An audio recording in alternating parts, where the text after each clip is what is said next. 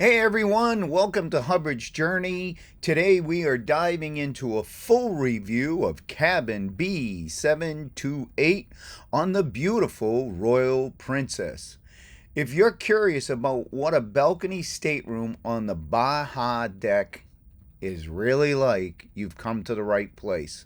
We'll be walking you through all the details, from the layout and the comfort to the balcony views, and even the pros and cons of this room. If you're planning a cruise on the Royal Princess or just want to see if this cabin is worth booking, stick around. This review is for you. And make sure you watch till the end, because we do a recap of our actual stay, highlighting our experience. This is a medallion that opens the door. Let me see. There we go. Typically, you don't have to touch it. It would just open up.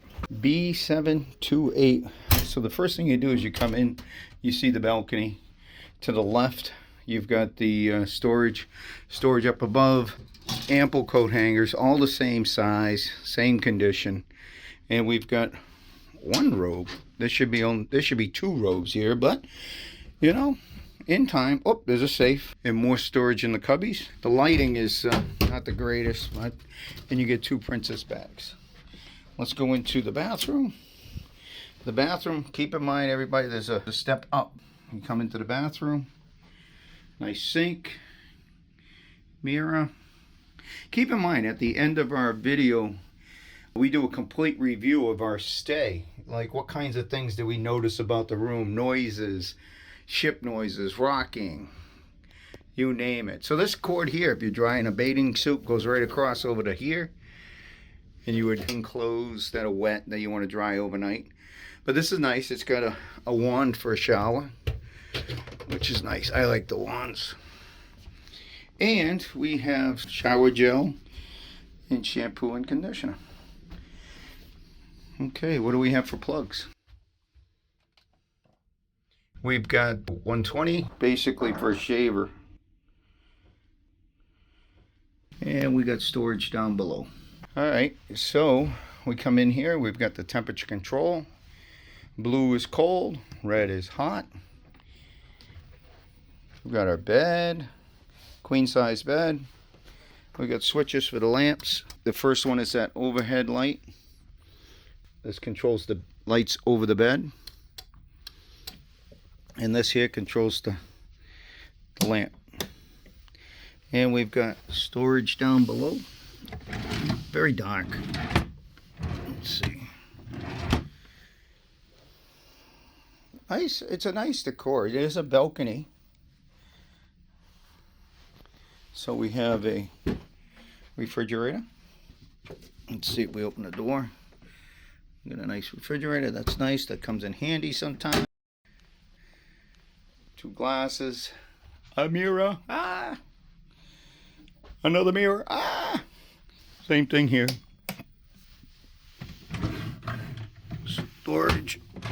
Storage. What I like about this is you have two really working areas. Here's a working area here, and you could kind of use that as a working area as well. US plug, European plug, US plug, telephone. We only have two US plugs. We have an authorized cruise ship full-way plug with USBs that we use. I would highly recommend buying something like that. Let's see what's in the desk here. Blow dryer. More storage. These curtains here get caught inside the drawer there. You got to pull those away. All right, let's go take a look at the balcony.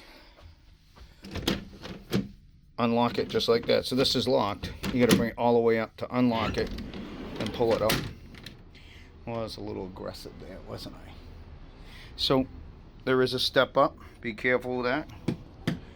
You don't want to trip and fall.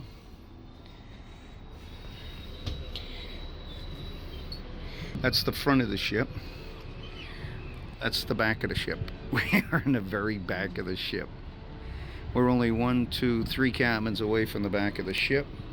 So stay tuned to the end of the video. We'll give you an idea of how did it handle at sea being in the back of the ship, and any other things that we happen to notice.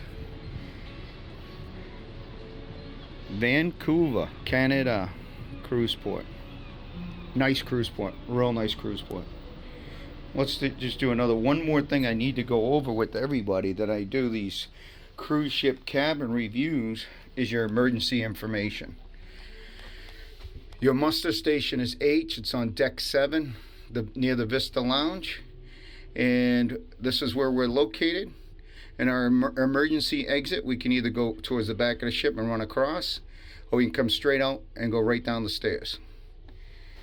We're going to head to our muster. That's what we do as soon as we get on the ship. It's the first thing we get out of the way is go get our muster. On this particular ship, the life jackets are in your room. Andrea's outside enjoying the balcony. All right, we are at the stage where we give you our final review of cabin B728. Which is the 11th floor. That's right. Or deck. Baja. Baja. So let's talk about the room.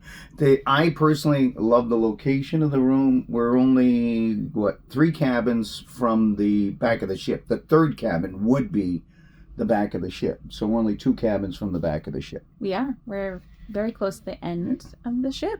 So you always wonder when you get into a cabin like this, what's the bed feel like? We've been in cabins where the beds are just tired. Yeah, and this was nice. Yeah, it was a nice bed. The very comfortable. The comforter was good. The sheets were good. It was a good sleep. The next thing is, because we're at the back of the ship, what I happened to notice a couple of times was a thruster noise, like where they're coming in and they're moving their thrusters.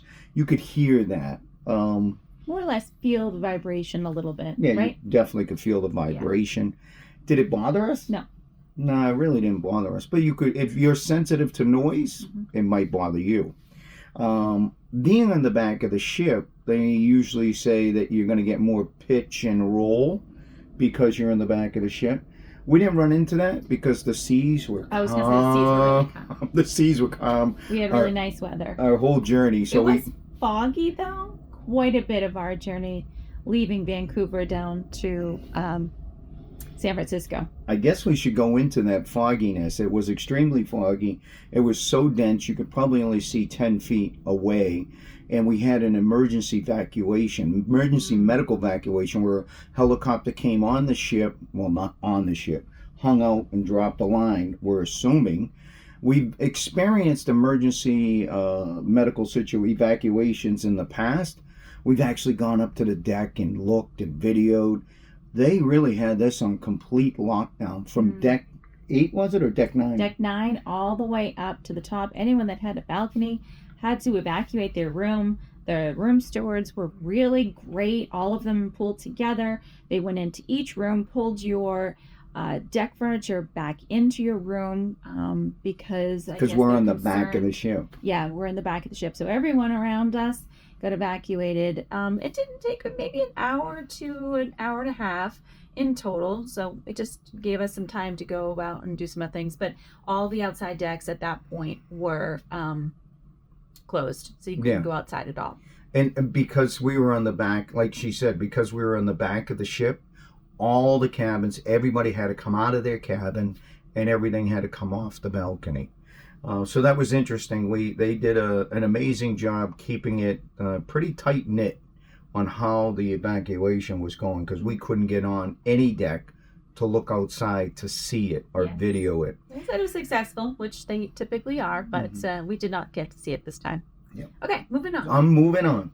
So the location of the room, as you could see in the video, I talk about the access to the stairs and the elevator. Perfect. We take the stairs all the time. Very rare we use an elevator, but it was nice. It was only 8 cabins away, and then 6 cabins down more, like 14 cabins, the laundry room's there.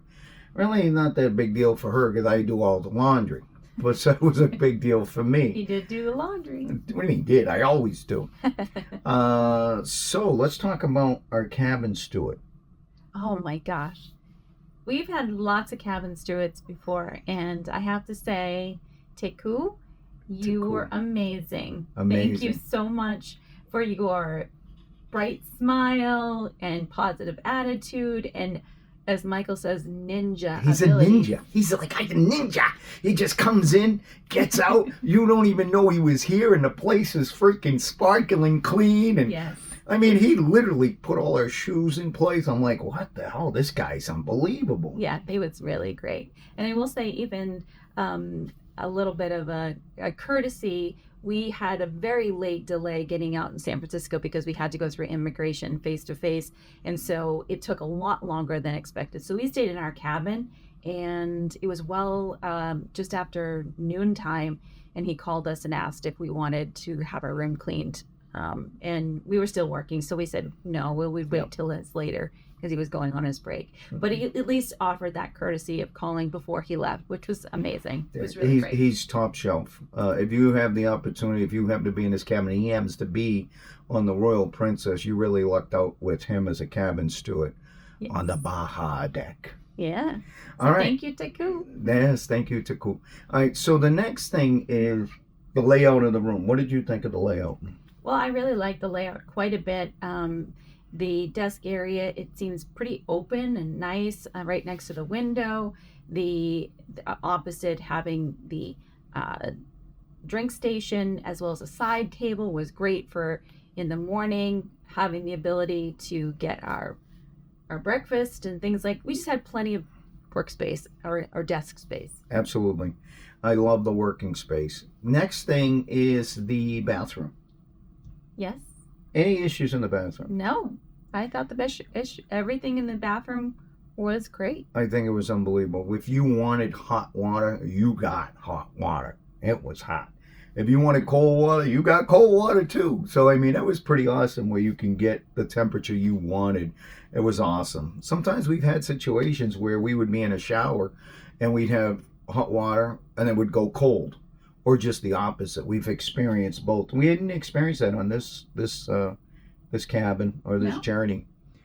Any pros and cons of being in the back of the ship and being a balcony? No, I loved every bit about it. I think that, as Michael said, typically in the back of the ship you will sometimes get a little bit of a bumpy ride, but we had smooth sailing this time, so we had no issues whatsoever. But when you look at the pros and cons, when you're looking at purchasing a balcony cruise or a balcony cabin as opposed to an inside cabin or an ocean view, obviously the price changes significantly. A cabin like this one, it gets a little pricey. And then if you go down to a window view, the price comes down some, or obstructive view outside. Or then the inside room, which seems to be our favorite. It gives us an opportunity to travel as much as we do because it seems to be the most affordable way to go is an inside cabin. Well, I like the balconies, but I will say, to Michael's point, on this itinerary, we didn't use the balcony as often as we would have normally liked. You knew where I was going with it. Go ahead. But normally, I like sitting on the balcony, having my morning coffee and everything else. I did a little bit, but not very often because there wasn't anything to see. It was very foggy. Well, that's where I was going. So if you look at the pros and cons, it's a balcony. You're paying a little bit more. The inside room. For me, with the balcony, I didn't spend a lot of time out on the balcony. What it was for me was the daylight, the natural lighting. So I think that a room with a window or obstructed view would be okay for me, as long as I didn't have to pay a lot of money. So we are at the point where we say, would you stay here again? Absolutely. And if I were on this ship, I hope I had Taku as my room steward again. Absolutely. We've had all kinds of room stewards, and they're all awesome and beautiful in different ways. Taku was amazing. I have a tough time with names. I really, really do. Yes, I would stay here again, depending on the price. Right? Sounds great. All right. At that note, ciao for now. And we'll see you soon.